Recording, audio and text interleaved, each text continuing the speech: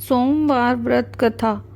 देवों के देव महादेव बहुत ही भोले माने जाते हैं, इसलिए उनका एक नाम भोलेनाथ भी है। पौराणिक मान्यता के अनुसार भगवान शंकर को प्रसन्न करने के लिए किसी भी खास तरह के विशेष पूजन की आवश्यकता नहीं होती, क्योंकि कहा जाता है कि वह तो भोले हैं और भक्त के मन से की गई क्षणिक मात्र की भक्ति से ही वे प्रसन्न हो जाते हैं। अब सुनिए सोमवार व्रत की कथा। कथा को पूरा सुने और कमेंट बॉक्स में भोलेनाथ की जय जरूर लिखें। एक बार किसी नगर में एक साहूकार था। उसके घर में धन की कोई कमी नहीं थी, लेकिन कोई संतान ना होने के कारण वे बहुत दुखी था।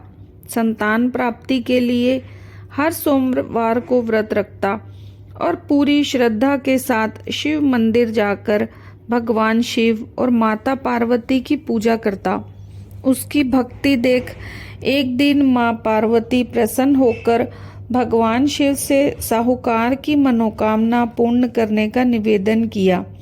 पार्वती जी के आग्रह पर भगवान शिव ने कहा, हे पार्वती, इस संसार में हर प्राणी को उसके कर्मों का फल मिलता है और जिसके भाग्य में जो हो वो उसे भोगना ही पड़ता है।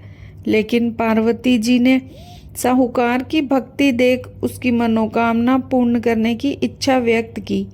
माता पार्वती के आग्रह पर शिवजी ने साहूकार को पुत्र प्राप्ति का वरदान तो दिया, लेकिन उन्होंने बताया कि ये बालक 12 वर्ष तक ही जीवित रहेगा।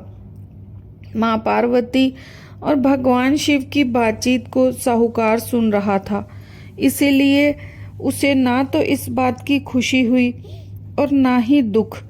वह पहले की भांति शिवजी की पूजा करता रहा। कुछ समय बाद साहूकार की पत्नी ने एक पुत्र को जन्म दिया। जब वह बालक 11 वर्ष का हुआ तो उसे पढ़ने के लिए काशी भेज दिया गया।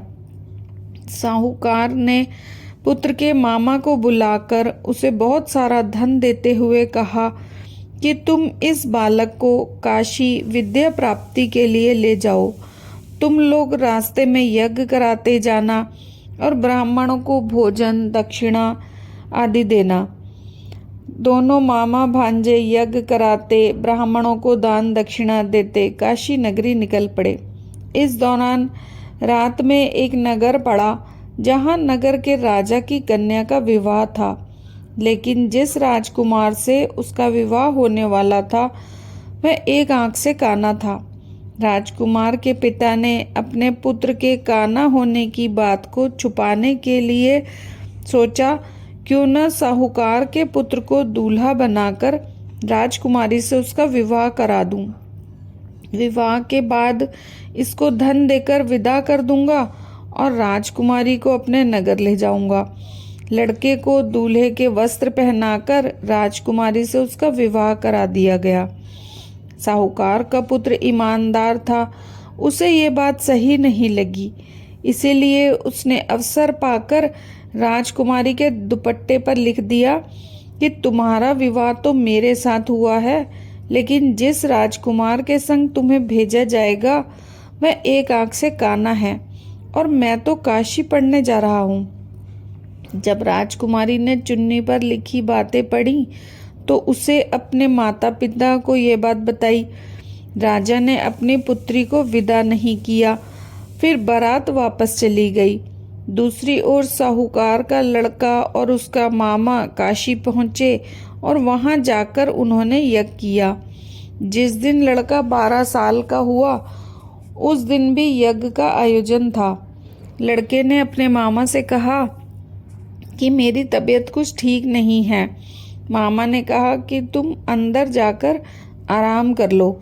शिवजी के वरदान अनुसार कुछ ही देर में उस बालक के प्राण निकल गए। मृत भांजे को देख मामा ने विलाप करना शुरू किया। संयोगवश उसी समय शिवजी और माता पार्वती उधर से जा रहे थे। पार्वती माता ने भोलेनाथ से कहा, स्वामी, मुझे इसके रोने का स्वर सहन नहीं हो रहा, आप इस व्यक्ति के कष्ट को अवश्य दूर करें। तब शिवजी मृत बालक के समीप गए तो बोले कि ये तो उसी साहूकार का पुत्र है जिसे मैंने 12 वर्ष की आयु का वरदान दिया था। अब इसकी आयु पूरी हो चुकी है। लेकिन मातृ भाव से विभोर माता पार्वती ने कहा कि हे महादेव, आप इस बालक को और आयु देने की कृपा करें, अन्यथा इसके वियोग में इसके माता पिता भी तड़प तड़प कर मर जाएंगे। माँ पार्वती के पुनः आग्रह पर भगवान शिव ने उस लड़के को जीवित होने का वरदान दिया। शिव जी की कृपा से वह लड़का जीवित हो गया। शिक्षा पूरी करके लड़का मामा के साथ अपने नगर की ओर चल दिया। दोनों चलते हुए उसी नगर में पहुँचे जहाँ उसका विवाह हुआ था। उस समय नगर में यज्ञ का आयोजन किया। उस लड़के के ससुर ने उसे पहचान लिया और महल में ले जाकर उसकी खातिरदारी की और अपनी पुत्री को विदा किया। इधर साहूकार की पत्नी भूखे प्यासे रहकर बेटे की प्रतीक्षा कर रहे थे। उन्होंने प्रण रखा कि यदि उन्हें अपने बेटे की मृत्यु का समाचार मिला तो वह भी प्राण त्याग देंगे। परंतु बेटे के जीवित होने का समाचार पाकर वे बेहद प्रसन्न हुए। उसी रात भगवान शिव ने साहूकार को स्वप्न में आकर कहा, हे श्रेष्ठी, मैंने तेरे सोमवार के व्रत करने और व्रत कथा सुनने से प्रसन्न होकर तेरे पुत्र को लंबी आयु प्रदान की है। इस प्रकार जो कोई सोमवार का व्रत करता है या कथा सुनता और पढ़ता है या किसी को सुनाता है, उसके सभी दुख दूर होते हैं और सभी मनोकामनाएं पूर्ण होती हैं। भोलेनाथ की जय।